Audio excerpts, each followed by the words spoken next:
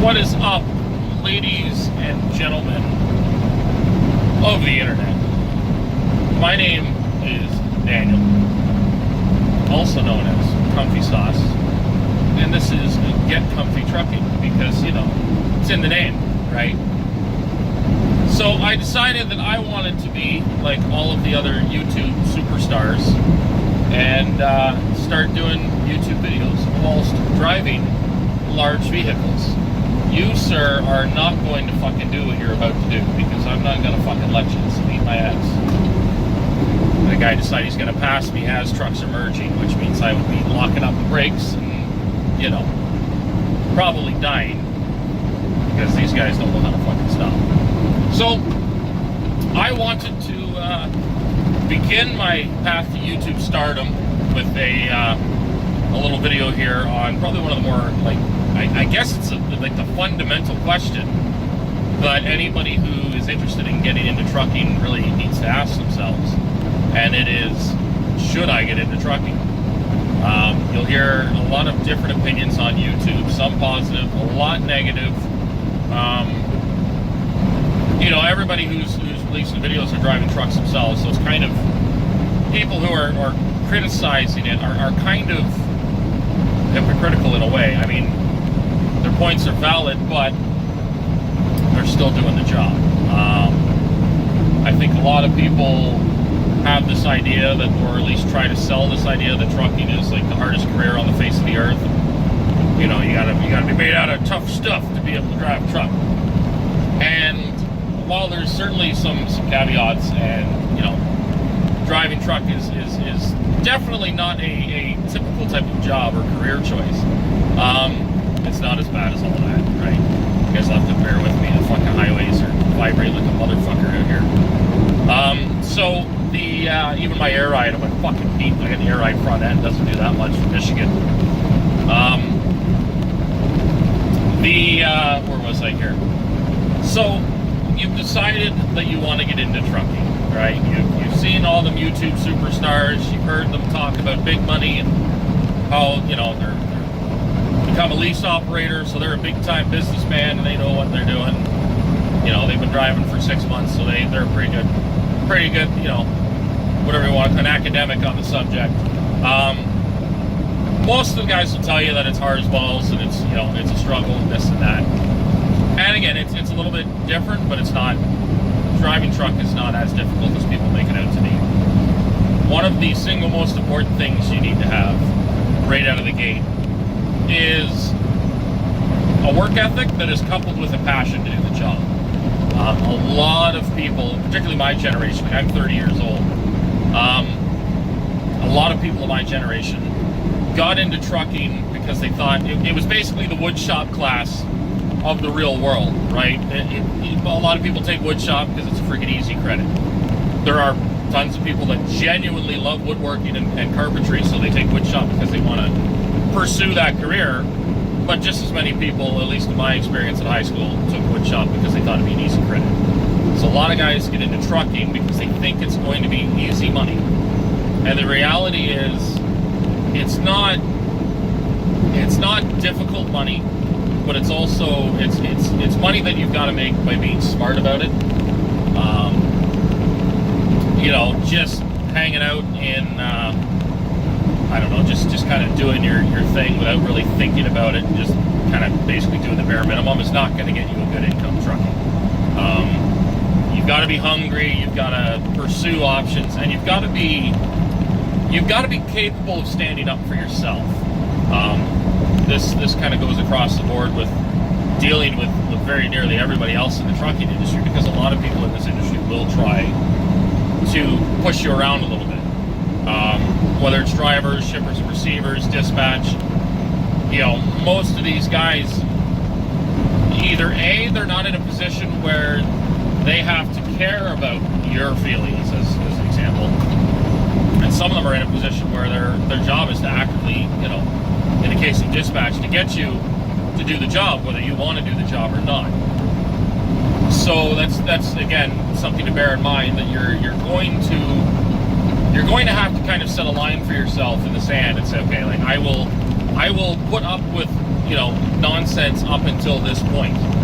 And, for some people that is up until I get a pay cut, or up until, I get called names, or up until I just decide I've had enough. But you need to kind of decide where that threshold is. For some people, that's a much higher threshold than others, right? I've got a pretty high tolerance for bullshit, though that's been dwindling more and more the older I get. But some people, can't handle much of anything, right? And that's also kind of a problem. You really don't want to be that kind of person if you're getting into trucking, because it's a career. I feel like usually the worst people in trucking are other truck drivers, because they usually want to show everybody how good they are. Trucking's one of those few jobs where there's a sense of pride in being good at your job. Like, if you work in a factory, nobody's jealous of the fact that you can, load the parts into the machine the fastest and hit the buttons to send it into the welding machine or anything like that, right? Like,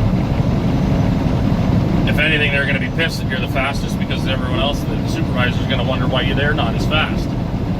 Where trucking, people are actively quite proud of their skill set and knowledge base. So some guys like to brag about it quite a bit, and they'll try to make trucking sound like it's terrible.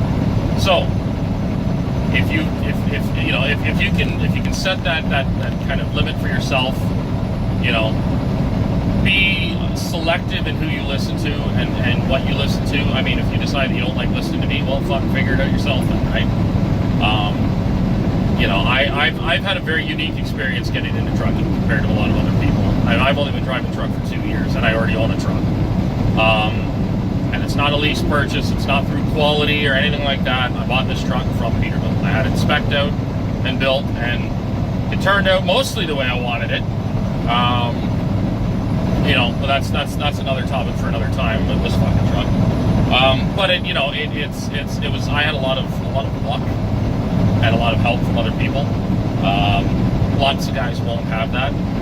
So if you're starting out with nothing, you're going to be, unless you've got a lot of money and good business sense, you're going to start out working for another company, right?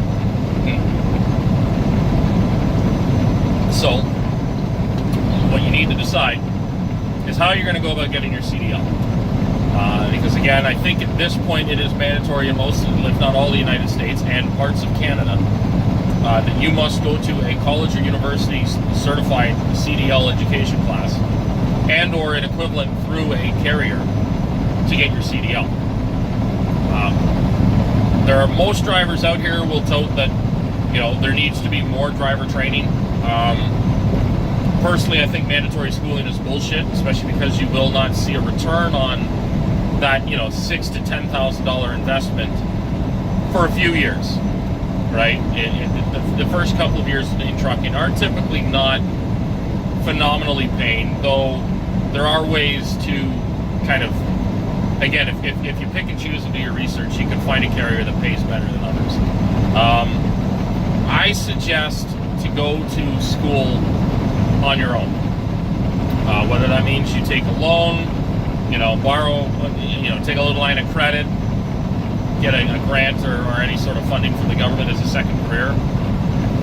If you pay for the schooling yourself, whether you got a bank loan or not, you are not beholden to that company that gave you a job, gave you your license, right? If you sign on with Swift, as an example, right? If you go to CDL school through Swift, you're bound to Swift for, I think it's either 6, 8 months or a year before they consider your debt to them paid, and you are allowed to leave the company and go somewhere else. And if you decide that you don't like working for Swift, you're into a situation where it might be incredibly difficult for you to break the contract and not see a lot of legal ramifications, right? A lot of these guys set that up so that you're guaranteed to make them their money back. Nice fucking turn signal, fucking Yahoo. Most of these guys are set up so that they will try and basically not force you. Nobody can force you to do anything in trucking, but they will attempt to keep you at the company until they consider their debt paid. It's not indentured servitude or anything like that. It's not slavery. You can leave when you want to, but you may be dealing with legal ramifications. They might take you to court, and you might be required to pay the settlement of whatever that you owe for school. Again, as a story, a friend of mine who lives in California, he started driving truck, I want to say about a year after I started. He signed up with a mega carrier, did the CDL school, and within 3 months he realized like this carrier wasn't for him. He was, he was on his third trainer. Most of it, his mentors or trainers, whatever they call them now, most of them were fuck-ups themselves with less than a year experience. So none of them should have been training anybody else to drive truck. He left, and the company, basically part of his contract was he was not allowed to work for a competitor. So anybody that hauled similar freight or operated in the same freight lanes, he was not allowed to go work for. And he was required to pay off the balance of, I think for him it was $10,000. Might have been 6. Usually 6 or 10 are the two numbers I see thrown around a lot. The balance of his $6,000 for CDL school, and again, he'd only been there for 3 months, so he owed at least 50%, I think. So $3,000, and while $3,000 is not a massive amount of money by any standards, or at least by like big business standards, for a guy who just got his CDL, and lives at home with his parents, his previous job was, what the fuck did he do? Fucking worked at Walmart or something like that. That's a fair chunk of money, especially when he's not allowed to go work for really anybody that is considered a competitor. Now, he figured it out. He ended up getting actually a pretty good deal. He's got a local job running beer up and down California. So he's home every night, drives a day cab, does 3 or 4 deliveries a day, and he makes, obviously better money than he could have made at, say, Walmart. And he's happy, right? But he was really, really nervous for a while because the carrier he started with had more or less tried to pigeonhole him into continuing to work there, right? So it's something, again, most of these carriers will do it, so it's not so much a matter of, trying to find a carrier that doesn't do that, because they all will. Again, it does cost them money to send you to school, right? You are probably not going to be super profitable for the first few months of driving, because if you are going to run into anything, it's probably going to be within your first year or 2. It's not guaranteed. I have not hit anything, and I'm not saying that to brag. I've had people hit me. It makes me leery because I'm sure at some point it's going to happen, but I'm also, I've had the odd, I pulled a mud flap off 2 days ago, tried to dodge a snowbank backing up at night, and thought I cut wide enough, didn't, so hit the snowbank, pulled the mud flap out. Well, I know how to fix it, right? So I fixed it at the truck stop just before I started filming. So I'm good to go. I'm going to need to replace it with a new mud flap down the road when the mud flap is back in place and it's not going anywhere. But lots of guys, again, if you don't know that, it's going to be, $100, $120 to get somebody to put a mud flap back on. And those are little things that happen quite a bit to everybody because, you're operating a great big chunk of equipment and you don't necessarily know where everything is. You're paying attention to your bumpers more than your mud flaps, right? You're trying to watch where you're backing into. But those kinds of things are going to happen. So you're less likely to be profitable in the first couple of months, if not first year.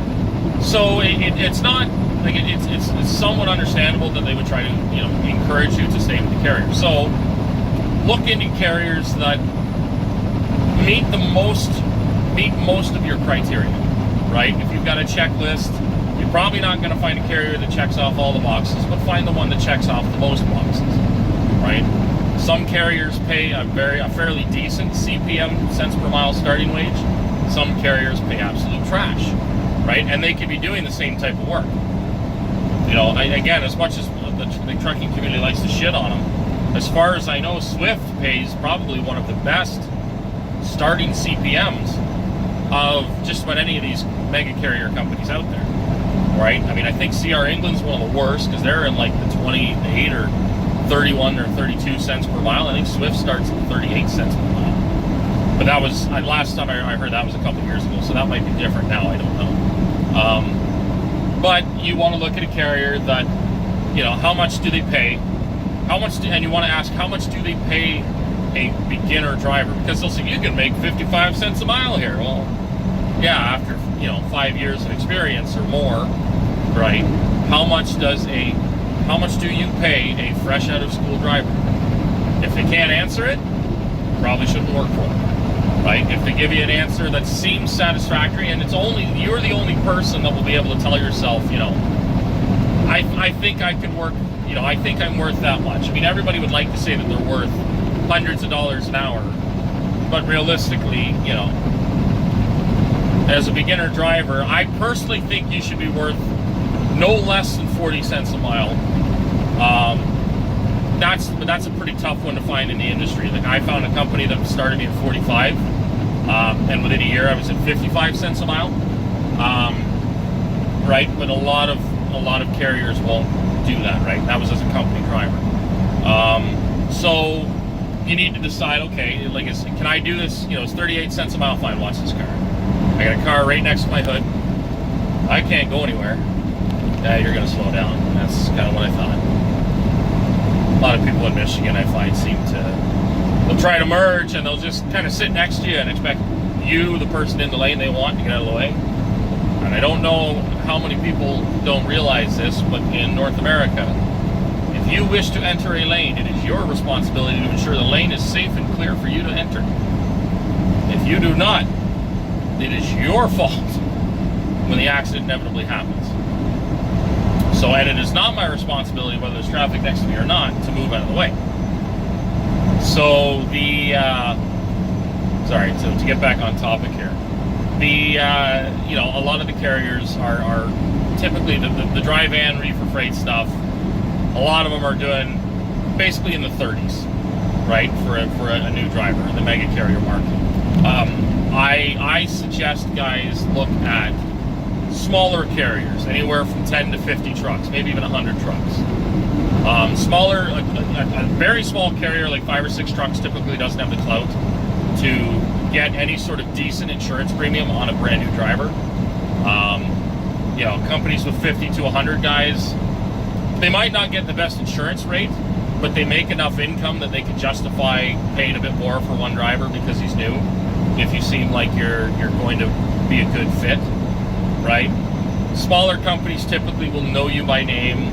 They're usually dispatches more laid back. Overall, it's usually a more pleasant experience, right? The company I started out at, and I don't have a problem naming them because they were a great company and they still are, was Bryway Carriers out of Alliston, Ontario, Canada. They run flatbed and specialized class. I started driving truck just before the school mandate took effect. I got my license in October of 2016, and in I think it was December of 2016 it became law, at least in the province of Ontario, that you have to go to a college-recognized CDL school, or again an equivalent provided by a carrier to have your CDL. I wrote my written test. Bryway was kind enough to put me on the insurance right away, even though I didn't even have a truck yet. I went, I went with my dad as a trainee on a trip to California from Ontario, Canada. So you're about 2,700 miles one way. Delivered, went back, did my road test, and Bryway provided all the equipment to do my road test. They gave me one of their trucks because they have all disc brakes, so I didn't have to muck around with like figuring out drum brakes in the pre-trip portion of the test. And sent me out there with an RGN double drop, which is again a specialized form of trailer that's designed to be taken apart so you can load a tractor onto it, like farm equipment and stuff. So not the simplest trailer to work with, and because I demonstrated a pretty good knowledge of how that trailer works, I passed with probably doing far less of the work and the course than I was actually supposed to. I did not have to disconnect my trailer. I didn't have to back up. Guys, it seems like you already know what you're doing driving, so just do the pre-trip, go for a lap around the block. So, okay. But again, I got very lucky. Bryway provided everything, and that was the truck I drove when I started there. It was a shitty International Pro Star, but 3 months into it, they put me into the newest truck in the fleet, which was a brand new Cascadia. And it's a Cascadia, it's a Freightliner. They're pretty much the go-to standard for fleet trucks now, but they had done it up. It had the upgraded interiors, it had the wood grain dash, and then a 13-speed, so it wasn't an automatic or any stupid 10 speeds these guys drive. Like it wasn't a bad little truck. And I started at 45 cents per mile. Did a lot of glass kind of out into the Midwest, and then an LTL type of scenario where I'd pick at a couple different spots to come home with. I left there because the guy offered me something more local. Did that for a couple months, didn't like it, and then I went lease purchased. And I do not, and I think most people will say it too, do not recommend doing a lease purchase at all. I'll tell my lease purchase story probably in another video, because again, it didn't burn me too hard, but it's, for most guys, it's not a good idea. But I had a lot of people vouching for me and a lot of help, right? My dad is a 30-year trucking vet, so he already knew the ins and outs of the industry and where it had been and where it seemed to be going. And I learned in a W9 with an 18-speed, so I learned how to drive a truck in a long hood truck, right? I had a lot of advantages, and I will absolutely tell everybody that I got real fucking lucky when it came into getting everything that I had for trucking. But most guys won't have that, right? So you're going to look at, if you're American, like I said, I would suggest looking, Bryway had about 50, maybe 75 trucks in total. And those kinds of, again, the company's big enough that they can afford to pay a little more for insurance for a new guy if he seems like a good guy. But they're small enough that they'll treat you like family and work with you, right? That company was also extremely good at recognizing the fact that I was a new driver and going above and beyond to try to give me as much help and instruction as they could. I didn't go with a trainer. I've never done a mentor thing, unless you count the week and a half or 2 weeks with my dad to California when I just had literally my temporary, my learner's permit. As soon as I had my full license, they stuck me in a truck on my own and helped me out, right? Smaller carriers are more likely to do that. They're also more likely to hire younger people, right? If you're a fairly young guy, like just into your 20s, smaller carriers will typically hire younger people. They prefer it because they can train you the way they want you to drive. And on top of that, if you get your CDL on your own, if you don't like the company, you can leave. You're not beholden to them. You don't owe them anything, right? And when you start out, you may end up going through a couple of different companies because you're not too sure what type of work you want to do yet, right? There's a huge amount of different aspects of trucking. Like I've done flatbed, I've done curtain side, reefer. I've never pulled a dry box, but I've hauled dry freight to reefer. I've done end dump, double drop work, float work, and now I'm on food grade tanker. And I personally think what I'm doing now is the best stuff I've ever done. But it's not for everybody, and flatbed's not for everybody, and door swing is not for everybody. There's pros and cons behind all this, so that's actually point number 3. Like, look at what type of trucking you want to do and what you think you can handle when you sign up for a company, because most of the mega carriers are dry van, box trailers, or reefer. Again, that typically is seen as the easiest, right? Well, you back into a door and fucking they load you and you're good to go. But there are a lot of small caveats to that. You need to have a bit more, a bit of bargaining skill, I find, with reefer. For one, reefer, you typically end up sitting for fucking hours upon hours. They're usually not the nicest. And one of the most important things in reefer freight you've got to do is actually check the temperature of the freight that you're loading, right? And if the freight does not match the temperature that it's supposed to, you've got to be able to tell the shipper, I'm not taking this. And a lot of times they'll say, well, it's fine, take it. And you can end up I've ended up in screaming matches with shippers. Because I call my dispatch, nope, don't take that load. It's too warm, it's gonna go moldy, whatever. And the shipper said, you're taking it. No, I'm not. Take it off the fucking truck. And it can be to the point where you say, fine, fuck it, pull out of the dock, I'm gonna throw everything on the fucking ground. I've never had it escalate to that point, right? Because usually I have been lucky enough that I just talk to my boss, man. It's not my business. They don't want me to take it, I'm not taking it. So you've got to be able to kind of stand your ground and bargain. Flatbed typically is a much more pleasant experience, right? A lot of the shippers and receivers, unless you're running steel, the steel mills, the guys can be pretty rough. But the flatbedding work I did, I was taking a lot of agricultural equipment to farms and farmers, or like tractor, John Deere dealerships and stuff. So they're all laid back. They're all farmers. right? They're all easy to work with. But flatbed, you've got to pay a lot of attention to cargo securement, right? You've got to know your weights. You've got to know what type of equipment you need to secure a load, right? Because some stuff is, they don't want the paint scratched, for example. So you've got to think of where you're going to hook a chain to the load, or to say a tractor, to secure it, but also not to damage the equipment or scratch the paint or whatever. That can be a tough one sometimes. Tarping, I hate with a fucking fiery passion. My old man loves it. He thinks it's totally okay, and so it's a preference that is very individualized. And a good idea is to probably watch people on YouTube or talk to drivers, if you know real truck drivers who do these different types of work, and get their opinion. Tanker work, I find, is again the easiest. Food grade tanker especially, it pays exceptionally well. It's not, I don't haul anything hazardous, right? I've got a load of chocolate, like it's a chocolate coating for Haagen-Dazs ice cream bars that's going to Nevada. So it's a great run, pretty much across the country, all easy freight. But tanker, especially if you're doing chemical, you've got to stick by the book, because if you mess up, you could cover yourself in something really, really not good for you. Where me, like I said, I get lucky. I'll get a bath in chocolate. Really, who doesn't want to bathe in chocolate? Like, let's be serious. So, that's, for me, it's really not that bad. But I still have steps and procedures to follow. The other one is the surge or slush, right? I don't have, the trailer's never filled to the brim, so the load shifts quite a bit, right? When I accelerate, all the liquid flows to the back, which can make it weird to shift it first.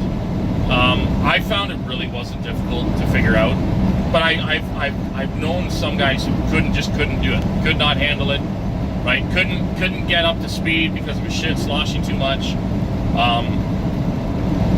There is that. But again, if you were to start, say if you go to Prime Tanker, because Prime has a tanker division, and they will hire new guys. I've met guys at Prime with a trainee with them in the truck that has never driven truck before. They will take brand new guys to teach you food grade tanker, and I almost guarantee they're making more money than the Prime dry van, like, rookies. So, and again, you're dealing with shippers and receivers that they're just happy you got there. Like, I've been 24 hours late for a delivery, and the lady came out, and she's all smiles, hey, how are you? Good to see you. And, shoot the breeze, and I apologize for being late. She just starts laughing. She's like, no, this is great. The guy that books the freight here is an asshole. So when you're late like this, it makes him look like a fucking idiot. We love it. Right? Now, again, that doesn't mean I'm going to be late there all the time, because eventually they'll start asking, my company will start asking me questions. But it was a legitimate problem. My trailer was put out of service. And while it was, I caught it on my pre-trip, and then that was it, right? It just had a big air leak out of one of the brake chambers. So it's out of service. I took it, I drove it to a service center and had to wait to get it fixed. But, most of the time they're not particularly annoyed to deal with the ERC, which a lot of dry van and reefer places, they don't treat you particularly well. I think this is going to be a two-part video at this point. But there is some guys who said can't handle the surge, can't handle, because you're also afraid, oh fuck, if somebody cuts me off and I gotta lock up, what am I going to do if it's slippery? Ride the lightning and hope for the best. So that's another one you've got to pay attention to, is what type of work you want to do, because that can really determine how enjoyable the job is for you, and that's important. Because again, if you're going to be there for 6 to 10 months to a year, you want to make sure you enjoy the job, and B, how quickly you're going to pick up what's in front of you, right? Not everybody can back up a trailer like that, right? Some people, again, if anybody puts the time and effort into it, anybody can learn how to back up a trailer well, right? But some people are more naturally gifted at it than others. So if you get into reefer freight, you're going to be backing up in some stupid spots. Where if you're doing flatbed or tanker work, you're not backing up into as many stupid spots. So, there's also that to consider. If you don't think you can figure out how to drive a truck, like back into places easier, you might have a better time going to like a reefer division. All right, it's going to be the conclusion of part 1, because apparently I can only film for half an hour. So, hope that was informative. I'm going to upload a part 2 at some point. So, be safe, be good, and, make good choices.